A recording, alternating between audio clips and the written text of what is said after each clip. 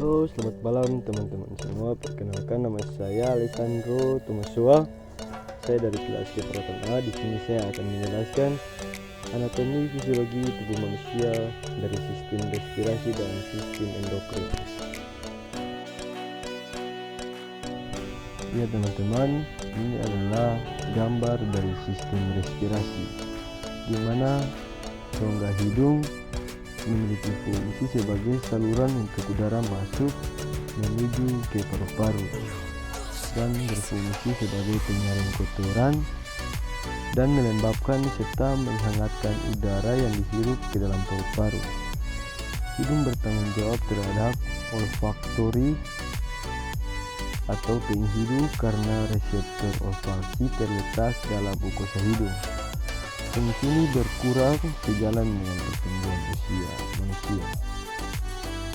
Selanjutnya, rongga mulut merupakan bagian dari saluran pencernaan, terletak di mana makanan akan dikunyah dan air liur juga diproduksi oleh tempat tersebut untuk membantu mendorong makanan agar bisa sampai ke lambung. Setelah itu, faring atau tenggorokan. Fungsi faring adalah menyediakan saluran bagi udara yang keluar masuk dan juga sebagai jalan makanan dan minuman yang ditelan. Faring juga menyediakan ruang untuk manusia bisa mengeluarkan suara. Kemudian, laring atau pangkal tenggorokan. Fungsi utama laring adalah menghasilkan suara dan juga sebagai tempat keluar masuknya udara. Yang kedua, untuk membentuk suara dan menutup trakea pada saat menelan untuk memungkinkan terjadinya vokalisasi. Yang ketiga, untuk melindungi jalan napas bawah dari obstruksi benda asing dan memudahkan batuk. Trakea untuk mengirim udara ke paru-paru. Fungsi trakea yang utama adalah menyuplai udara ke paru-paru. Selain itu, trakea juga mampu menghangatkan serta melembabkan udara yang masuk ke paru-paru, menyaring benda asing. Lebih dari itu, trakea adalah organ pernapasan manusia yang dapat melakukan banyak pekerjaan, fungsi, dan waktu yang bersamaan. Fungsi trakea lainnya memang untuk menangkap partikel benda asing serta bakteri yang terhirup oleh manusia, sehingga paru-paru dapat terjaga. Yang ketiga, membantu fungsi sistem pencernaan. Tulang rawan yang berbentuk cincin memungkinkan trakea menciptakan ruang besar bagi kerongkongan agar bisa mengambang. Dengan demikian, Anda jadi lebih mudah menelan makanan. Yang keempat, membantu batuk. Fungsi trakea selanjutnya ialah membantu batuk. Sebab saat Anda batuk, otot-otot trakea akan berkontraksi untuk mempersempit lumen trakea agar udara mengalir lebih cepat melalui trakea saat keluar. Kemudian, paru-paru. Fungsi utama paru adalah untuk pertukaran gas antara udara atmosfer dan darah. Dalam menjalankan fungsinya, paru seperti sebuah pompa mekanik yang berfungsi ganda, yaitu untuk menghisap udara atmosfer ke dalam paru-paru dan mengeluarkan udara alveolus dari dalam tubuh. Setelah itu, bronkus atau cabang batang tenggorokan. Fungsi utama bronkus adalah untuk menyediakan jalan bagi udara yang masuk dan keluar paru-paru. Bronkus juga berfungsi sebagai penyaring udara, tetapi sifatnya hanya sekedar sebagai penyaring sekunder. Bronkiolus.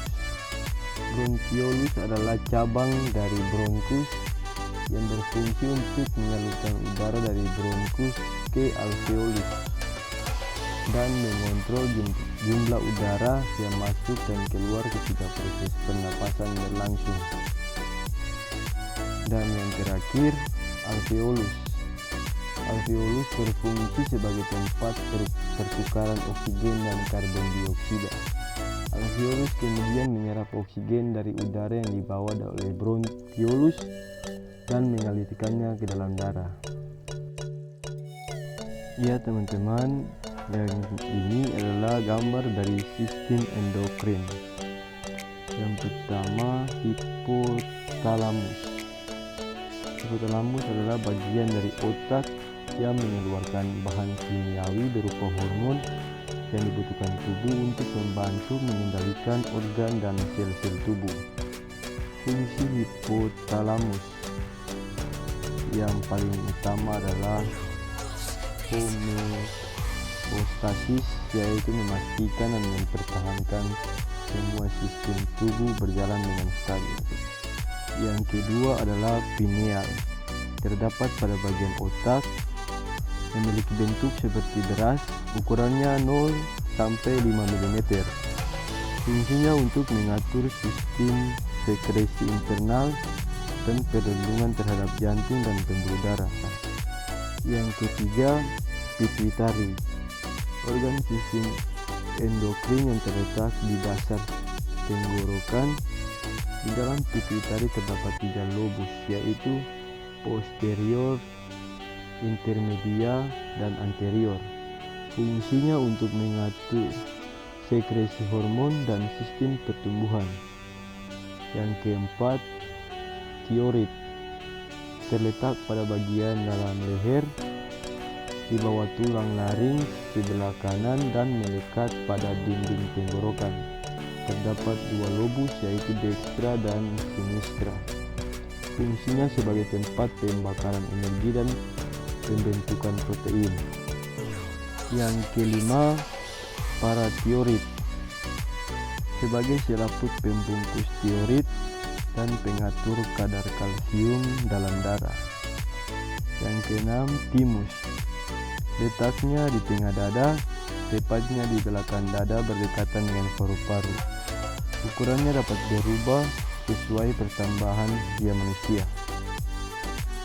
Dan berikutnya, pankreas, letaknya pada kuadran kiri perut, bagian atas menempel dengan organ duodenum.